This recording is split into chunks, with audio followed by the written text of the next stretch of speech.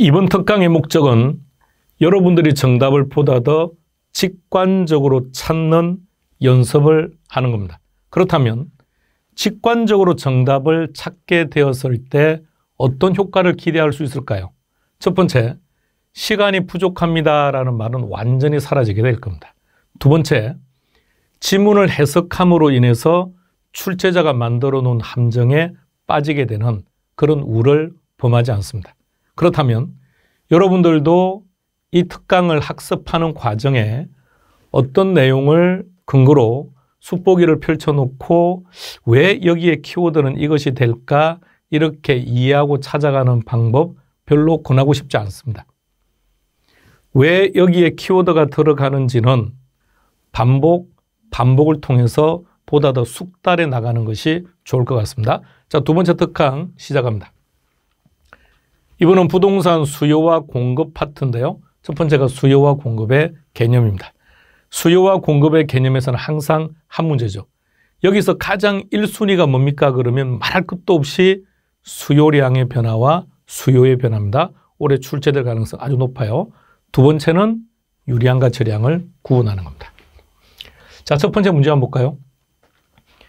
유량과 저량을 우리가 구분함에 있어서 기준을 딱 하나만 정해놓자고요.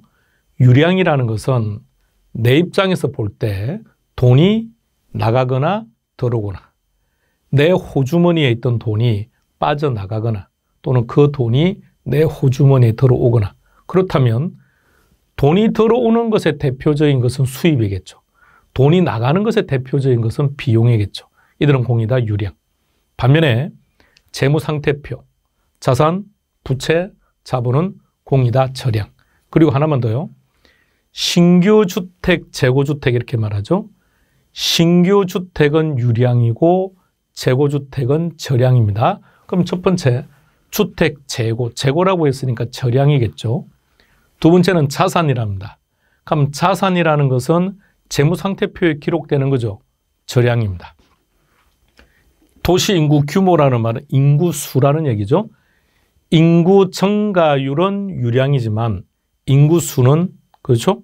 인구 증가율 그럼 유량이죠. 인구수 그러면 저량이 되는 겁니다. 다음 임대료만 넣든 수입만 넣든 상관없죠. 임대료 돈이 들어온 거죠. 수입 돈이 들어온 거죠. 공이다 유량입니다. 임금 월급이죠. 돈이 들어왔죠. 유량입니다.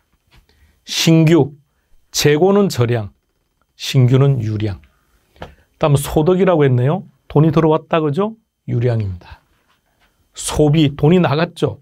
그러니까 비용도 나가는 거고 소비하는 것도 나가는 거니까 유량입니다. 통화량 저량이죠. 자본은 재무상태표에 기록되는 거니까 저량입니다. 그렇다면 유량에 해당되는 공이다 5개. 자, 유량과 저량의 종류는 우리가 숙보기에서 다양한 형태로 학습했었는데 그 중에서도 출제비는 높은 것들만 다시 한번 쭉 정리해뒀습니다. 자, 두 번째 내용으로 들어가 봅니다. 여기서 제일 중요한 키워드 하나만 찾아보세요. 현재. 그렇다면 여기 나오는 모든 정보는 저량의 정보가 되는 거죠. 따라서 저량의 수요량, 저량의 공급량, 저량이라는 표현을 쓴 이유는 현재라는 표현 때문에. 그렇다면 첫 번째, 1000만 채의 주택이 존재한다. 존재한다. 우리가 신규 주택과 재고 주택의 공급량을 구분할 때요.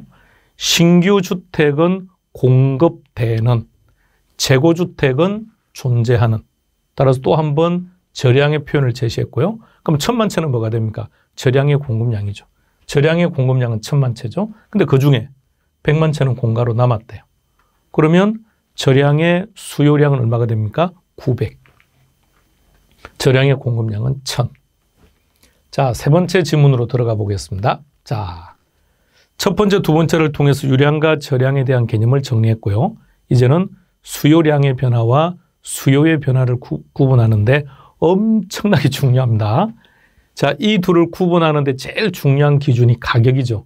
정확히 말하면 해당 재화의 가격이 보이면 수요량의 변화 또는 공급량의 변화, 안 보이면 수요의 변화 또는 공급의 변화. 두 번째는 각각의 정의. 자, 정확하게 풀네임으로 표현할게요. 수요량의 변화를 풀네임으로 표현하면 동일한 수요 곡선상 점의 이동 이렇게 됩니다. 너무 길어요. 너무 길고 또 어떤 특정한 단어가 시험 지문에 빠지다 보니까 순간순간 여러분들이 당황해서 안 되겠습니다. 그러면 이 풀네임 중에 어떠한 경우도 빠질 수 없는 단어 하나만 딱 기억합니다. 곡선상. 곡선상이라는 말이 있으면 수요량의 변화. 곡선 자체라는 말이 있으면 수요의 변화. 자, 그럼 이제 정리해 볼까요? 자, 여기서 이 표현 하나 좀 봐두세요. 수요량을 변화시킨다라는 말, 수요의 변화이든 수요량의 변화이든 수요량은 항상 변합니다. 따라서 수요량이 변한다는 이 표현은 수요량의 변화, 수요의 변화를 구분짓는 기준이 될 수 없다. 따라서 시험 문제에서 만나면 무조건 지워버리세요. 얘는 답을 결정하는 기준이 되지 않는다는 얘기입니다. 따라서 곡선 자체가 왼쪽이든 오른쪽으로 이동한다는 얘기는 수요의 변화죠. 그럼 수요가 변했다는 얘기는 뭐라고 표현하면 되죠? 가격 이외가 변했다는 뜻이죠. 가격이 변하면 곡선상, 가격 이외가 변하면 곡선 자체가. 자, 네 번째 질문 한번 보시겠습니까? 표현을 잘 보세요. 지금 뭐라고 표현했냐면 동일한 곡선상에서 이동하는 거냐, 곡선 자체가 이동하는 거냐, 이 둘은 어떻게 구분한다고요? 가격이 있으면 곡선상에서, 가격이 없으면 곡선 자체가. 가격이 있는지 없는지를 찾아보세요. 가격이 없습니다. 여기는 예상이죠. 키워드가 예상입니다. 예상이라고 했으니까 곡선 어떻게 해요? 자체가 이동해야죠. 그런데 수요자가 가격이 어떻게 될 거라고 예상한다는 거죠. 가격이 하락할 것이라고 예상한다면 수요자 입장에서는 기다려야죠. 살 이유가 없죠. 수요 감소니까 곡선은 좌측으로.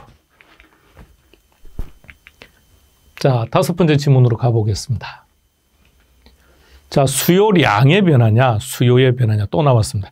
이 둘을 구분하는 기준이 뭐라고요? 가격.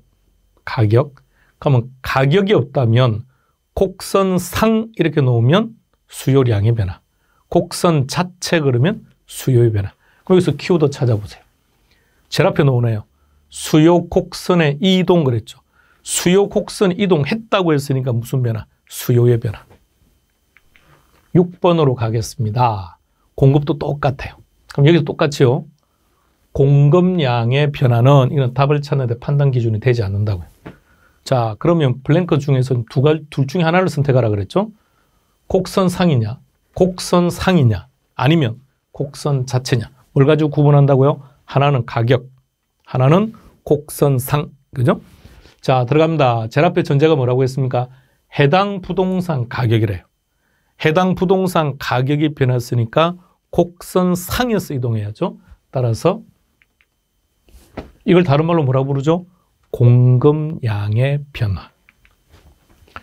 자, 이렇게 해서 6번까지 수요량의 변화와 수요의 변화, 공급량의 변화와 공급의 변화를 구분한 겁니다. 4개 지문 봤죠? 시험 문제 이 4개 지문 범위 안 벗어나요. 이것만 정확하게 직관적으로 찾는 연습요. 자, 7번으로 갑니다. 여기서는 우리가 먼저 4가지를 한 세트로 묶자 그랬죠. 공급 가격, 수요 가격, 공급량, 수요량을 한 세트로 묶어 놓고 그 중에 공급 가격만 최소, 나머지는 다 최대. 다시 말하면 공급 가격이라는 것은 공급자가 집을 팔려는 자가 팔고 싶어하는 가격인데 최소한 10억 원 주세요라는 거죠. 공급자가 이 가격이 최대가 되는 순간 전혀 의미가 없어지겠죠. 다음 질문입니다. 자, 내용을 잘 보세요. 대체효과 또는 소득효과에 대한 설명이다 그랬습니다. 이 지문이 대체효과에 대한 설명이냐 아니면 소득효과에 대한 설명이냐 키워드 하나로 결정하죠. 그게 뭐죠? 실질소득. 지문에 실질소득이 보이면 답은 소득효과, 안 보이면 대체효과인데 지문에 지금 실질소득이 안 보이죠. 그럼 답은 대체효과가 됩니다. 9번 문제로 들어가겠습니다. 이번에는 임대료가 상승했답니다. 그랬을 때 소득 효과 때문에 어떻게 되느냐 그랬죠? 임대료가 상승하면 소득은 감소한 거죠. 그렇다면 소득이 감소한 거니까 결론, 부동산 수요도 감소할 것이고 다른 재화 수요도 감소하죠. 모두 다 감소입니다. 이번에는 29회 기출문제 하나를 풀면서 정리해 보겠습니다. 올해 출제될 가능성이 가장 높다고 했던 수요량의 변화와 수요의 변화를 조금 더 확인해 보세요. 자, 동그라미 1번으로 들어갑니다. 동그라미 1번에서는 동일한 곡선상에서 이동했다는 것이 내 눈에 먼저 들어오는 게 좋아요. 그래 답을 찾는 게 편한 건데, 자, 우린 조금 더 키워드 중심으로 가자고요. 자, 그럼 여기서 동그라미 1번에서 뭐가 키워드라고요? 곡선상. 그렇다면 곡선상의 이동이 맞다면 지문에는 반드시 뭐가 있다? 가격이 있다 없다? 가격이 없죠. 예상입니다. 따라서 이 지문은 X. 조금 더 정확하게 한번 판단해 봅시다. 가격이 하락할 것이라고 수요자가 예상한대요. 그럼 수요자 입장에서는 가격이 떨어질 때까지 기다려야 될 테니까 수요 감소, 곡선 자체가 좌측으로 이동합니다. 동그라미 2번으로 가봅니다. 소득이 증가했대요. 그럼 소득이 증가하면 수요도 증가하겠죠. 그럼 곡선은 어디로 간다? 우측으로. 우상향, 좌하향 그런 거 몰라도 괜찮아요. 우측, 좌측 이 표현만 정확하게 기억하시기 바랍니다. 자, 3번으로 갑니다. 올해 만날 가능성이 아주 높은 대체제입니다. 자, 다시 들어갑니다. 3번 잘 봐요. 자, 대체제가 떴습니다. 대체제가 뜨면 무조건 가격을 찾아야 돼요. 가격이 있으면 그 다음 무조건 비례. 무엇이 비례한다? 가격과 수요가 비례하고 가격과 가격이 비례죠. 그럼 가격과 수요가 비례니까 가격이 상승했다고 했으니까 수요는 증가니까 우측 정확합니다. 그럼 답은 3번 됩니다. 4번으로 가보겠습니다. 금리가 하락했답니다. 금리가 하락하면 수요든 공급이든 다 증가겠죠. 수요가 되든 공급이 되든 다 증가니까 동일한 곡선상에서 이동하는 것이 아니라 곡선 자체가 이동해야죠. 5번으로 갑니다. 거래세가 인상되었답니다. 그럼 비용이 증가했다면 수요이든 공급이든 다 감소하겠죠.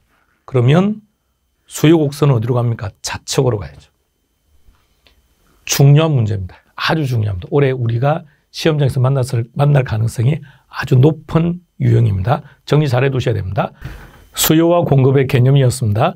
자, 두 번째 파트는 수요와 공급의 변화 요인입니다. 한 문제로 출제될 거냐, 지문 하나로 출제될 거냐의 문제인데 올해는 지문 하나로 놓을 가능성이 높을 것 같아요. 그렇다면 대체제가 1순위, 두 번째는 예상. 자, 다음 지문 갑니다. 자, 대체제가 떴죠. 대체제가 뜨면 무조건 첫 번째 키워드는 대체제입니다. 대체제 동그라미. 그럼 대체제가 뜨면 그 다음 무조건 가격을 찾는다 그랬죠. 가격이 상승했답니다. 그러면 비례죠. 대체제는 비례니까 가격이 상승했으니까 수요 증가. 그럼 곡선은 우측으로. 자, 두 번째 질문으로 가보겠습니다. 세금이 인상되었답니다. 그럼 수요가 어떻게 될까요? 감소하겠죠. 그럼 곡선은 어디로 간다고요? 좌측으로. 자, 3번 갑니다. 표현들 잘 찾으셔야 됩니다. 첫 번째 키는 대체제. 대체제가 딱 등장을 하면 지문에서 빨리 가격이 있는지를 찾아보세요. 가격이 하락했답니다. 그럼 비례죠. 가격이 하락했으니까 수요 감소, 가격 하락. 이렇게요. 대체제가 제일 중요합니다. 다음 4번으로 가보겠습니다. 여기서는 예상이라는 거죠. 예상입니다. 누가 예상했다고요? 매수자가. 수요자가 예상을 했는데 어떤 예상을 했다는 얘기죠? 가격이 하락할 것이라고 예상했으면 수요는 어떻게 합니까? 기다려야죠. 수요 감소. 수요가 감소했으니까 가격은 하락하고 거래량은 감소한다. 관련된 문제 하나를 정리해 보겠습니다. 자, 보시는 문제가 25회 기출문제인데 올해 같은 경우는 이런 스타일보다는 지문 하나, 앞서 했던 지문 하나씩 스타일이 훨씬 더 중요할 것 같습니다. 문제를 볼까요? 수요 곡선을 좌측으로 이동시킨다는 얘기는 수요가 감소한다는 얘기죠. 그럼 수요 감소 요인을 하나씩 한번 찾아봅니다. 첫 번째, 실질 소득이 증가하면 수요가 증가하는 거죠. 해당 사항 없습니다. 두 번째, 원자재 가격, 이는 생산비죠.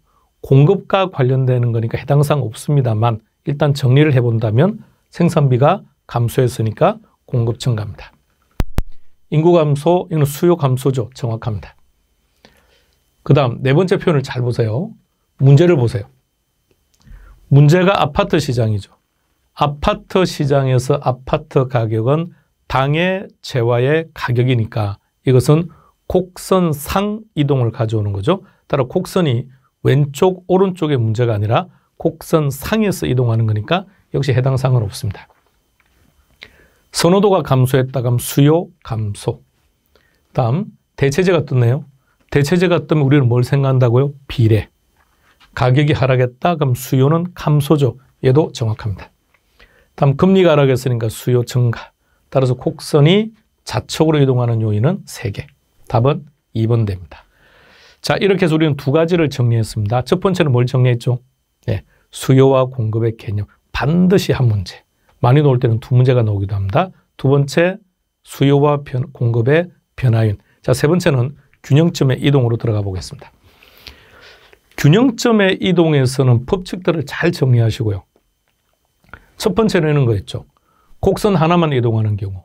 두 번째는 곡선이 둘 다 이동하는 경우. 그럼 세 번째 같은 경우는 어떤 거냐면 수요 곡선, 공급 곡선과 탄력성이 결합되는 케이스죠. 그래서 탄력성과 균형점의 이동. 어떤 형태로든 문제는 출제가 됩니다. 자, 들어가 보겠습니다. 첫 번째 형태를 볼까요? 수요가 감소했답니다. 즉, 곡선 하나만 이동했다는 거죠. 곡선 하나만 이동하면 가격도 양도 다 변하는데 단 수요 곡선만 이동하면 모든 게 똑같은 방향. 수요가 감소니까 모두 다 감소, 감소. 자, 두 번째 갑니다. 이번엔 공급이 변했다고 되어 있네요. 그러면 수요는 불변과 불변은 아예 볼 필요가 없죠. 곡선 하나만 이동했다는 겁니다. 공급 곡선만 이동하면 가격과 양이 반대로 움직인다. 그죠? 단, 공급이 변하면 양을 먼저 결정하자고요. 공급이 증가했다. 그럼 양은 증가겠죠. 그럼 가격은 하락해야죠. 자, 세 번째. 세 번째는 수요 증가, 공급 증가랍니다. 다시 말하면 곡선이 둘 다 이동을 했다는 거죠. 그런데 이동의 크기가 다르답니다. 곡선이 둘 다 이동을 했으나 이동의 크기가 다를 때는 우리 어떻게 한다고요? 크게 이동한 쪽만 선택해서 곡선 하나만 이동한 경우와 동일하게 처리한다. 따라서 3번 수요 증가가 공급 증가보다 크다. 무엇이 많이 변했다고요? 수요. 그럼 수요 증가만 선택해야죠. 그럼 모두 다 증가입니다. 4번으로 갑니다. 이번에는 표현을 잘 보세요. 수요 공급이 감소하는 경우 수요 감소폭과 공급 감소폭이 같대요. 다시 말하면 곡선이 둘 다 감소를 했는데 10% 10% 또는 20% 20% 동일하게 이동했다는 거죠. 그러니까 조건이 두 가지입니다. 곡선이 둘 다 이동했으며 이동의 크기가 똑같다. 이럴 때는 가격과 거래량 중에서 한쪽은 변하지 않는다. 정확히 기억하세요. 다시 한 번 더요. 곡선이 둘 다 이동하고 이동의 크기가 동일한 경우에는 가격과 거래량 중에서 어느 한쪽은 불변이다. 그런데 여기서 어느 쪽이 불변인지는 무엇으로 결정한다고요? 곡선들의 이동 방향. 자, 증가했다, 감소했다가 중요한 것이 아니라 수요 곡선과 공급 곡선이 모두 증가하거나 모두 감소하거나 같은 방향으로. 이 경우라면 둘 다 감소했죠. 같은 방향으로 이동했다면 가격이 불변. 한쪽이 불변이 결정되면 다른 한쪽은 변해야죠. 다시 말해서 양은 변한다는 거죠. 양이 증가인지 감소인지는 무엇으로 결정한다고요? 수요. 수요가 감소했으니까 양은 감소. 자, 다섯 번째 질문 한번 볼까요? 수요와 공급이 모두 증가를 했대요. 자, 그런데 표현을 잘 봐요. 4번과 5번을 잘 비교해 봐요. 자, 4번과 5번을 잘 비교하세요. 중요합니다. 4번과 5번의 공통점은 곡선이 둘 다 이동했다. 그런가요? 곡선이 둘 다 이동했는데 차이점이 있습니다. 4번은 곡선이 둘 다 이동을 하면서 이동의 폭이 크기가 같답니다. 그런데 5번은 곡선이 둘 다 이동을 했다는데 이게 얼마나 이동했는지가 제시가 안 돼 있죠. 그러면 4번에 나와 있는 불변이 되는 쪽을 5번에서는 알 수 없다고 처리합니다. 그렇다면 실제 시험장에서 이런 문제를 만나면 어떻게 할 거냐? 5번 질문을 잘 봐주세요. 곡선이 모두 증가했다고 했죠. 그런데 3번을 보시겠습니까? 3번도 곡선이 둘 다 이동했죠. 근데 이동의 크기가 다르죠. 그럴 때는 큰 쪽만 선택을 하면 되죠. 4번을 보세요. 곡선이 둘 다 이동을 했죠. 근데 이동의 크기가 같답니다. 그럼 한쪽이 불변이죠. 근데 5번은 곡선은 둘 다 이동을 했다는데 이동의 크기가 얼마인지가 제시가 안 되어 있다는 얘기입니다. 그럼 이럴 때는 어떻게 할 거냐? 이동의 크기가 동일하다고 전제하고 불변이 되는 쪽을 먼저 찾아요. 자, 갑니다. 모두 증가했다고 했죠. 그럼 10% 10%라고 전제하자고요. 10% 10%라고 전제한다면 어느 쪽이 불변, 가격이죠. 그 불변이 되는 가격을 알 수 없다고 처리합니다. 알 수 없다는 말은 상승할 수도 있고 하락할 수도 있고 일정할 수도 있다. 따라서 상승할 건지 하락할 것인지 여부는 수요와 공급의 증가폭에 의해서 결정되는 것은 균형 가격이죠. 반면에 둘 다 증가, 즉 수요가 증가한다고 했으니까 거래량은 증가한다. 구분 정확하게 해두셔야 됩니다. 자, 지문 계속 갑니다. 6번으로 가볼까요? 수요, 공급이 모두 감소하게 되면 어떻게 되느냐라고 물었나요? 자, 앞서 했던 거 연결해서 가세요. 수요와 공급이 모두 다 감소했대. 곡선이 둘 다 이동했죠. 그런데 이동 어느 쪽이 많이 이동했는지 이동의 크기를 제시 안 했다고요. 이럴 때는 먼저 10% 10%라고 전제하자고요. 그럼 둘 다 같은 방향으로 이동했고 크기가 동일하다면 가격은 불변이죠. 그 불변이 되는 쪽을 여기서는 알 수 없다고 처리합니다. 그런데 가격은 안 나와 있죠. 그럼 거래량을 물었습니다. 그럼 수요만 보면 되겠죠. 수요가 감소했으니까 거래량은 감소. 7번 지문부터는 탄력성과 균형점의 이동입니다. 탄력적이다. 무슨 뜻이죠? 양이 많이 변한다. 비탄력적이다. 가격이 많이 변한다. 완전 탄력은 무슨 뜻이죠? 완전 탄력. 그래프 형태, 수평. 부호가 어떻게 됩니까? 무한대. 어느 쪽이 불변이죠? 가격. 완전 비탄력적이다. 수직. 부호는 0. 양이 불변. 자, 들어갑니다. 자, 평소 여러분들이 보셨던 지문 형태와는 좀 다르게 좀 더 정확하게 보시라고 결정했습니다. 첫 번째 키는 수요 증가죠. 수요가 증가하니까 모두 다 증가입니다. 자, 두 번째는 지금 뭐라고 했냐면요. 가격이 더 크게 변한답니다. 양이 더 크게 변했다면 이건 탄력적이죠. 가격이 더 변했다고 했으니까 이것은 비탄력적이라는 얘기입니다. 8번 지문으로 가겠습니다. 첫 번째 키는 수요 감소. 모두 다 감소죠. 가격 하락, 거래량 감소. 그런데 가격이 더 변했다는 얘기는 탄력도가 어떻다는 얘기입니까? 비탄력적이라는 얘기죠. 다음 9번 질문으로 가겠습니다. 완전자가 붙었을 때는 완전자가 붙는 것을 첫 번째 키로 잡기로 했습니다. 완전 탄력적이다. 첫 번째 키워드죠. 완전 탄력적이면 수평. 어느 쪽이 불변입니까? 가격. 따라서 가격은 변하지 않는다. 두 번째, 공급이 증가한다요. 공급이 증가한다고 했으니까 거래량은 증가. 자, 두 번째 지문을 봅니다. 첫 번째 키는 완전 비탄력이죠. 그래프 형태는 수직. 어느 쪽이 불변이라고요? 양이. 그렇다면 균형 가격은 아직 알 수 없고요. 거래량은 불변이다. 변하지 않는다. 두 번째 키는 수요가 증가했다고 했죠. 수요가 증가했으니까 가격은 상승한다. 정확하게요. 균형점의 이동은 지금 제시된 8개, 10개입니까? 10개 지문만 정확하게 알고 있으면 무조건 한 문제 맞춥니다. 자, 문제 하나 정리해 볼까요? 동그라미 1번부터 전체를 한번 쭉 보세요. 전체를 보시면 곡선은 둘 다 이동했다는 거죠. 근데 이동의 형태가 지금 제각각 다르다는 얘기입니다. 하나씩 1번 지문부터 들어갑니다. 동그라미 1번 수요 공급이 증가를 하는 경우 둘 다 증가를 한답니다. 근데 수요 증가폭이 공급 증가폭보다 크대요. 그러면 곡선이 둘 다 이동했으나 이동의 폭이 다르면 큰 쪽만 선택하기로 했죠. 뭘 선택했습니까? 수요 증가. 그 모두 다 증가. 동그라미 2번으로 갑니다. 그럼 여기서는 뭘 선택할 겁니까? 수요 감소폭이 공급 감소폭보다 작다. 그럼 공급 감소가 크다는 얘기죠. 그럼 공급이 감소한다고 했으니까 양은 감소하고 가격은 상승. 동그라미 3번으로 갑니다. 수요 감소폭, 공급 감소폭이 같답니다. 그렇다면 이런 경우라면 어떻게 된다고요? 둘 다 감소했는데 크기가 똑같다는 얘기는 어느 한쪽이 불변이죠.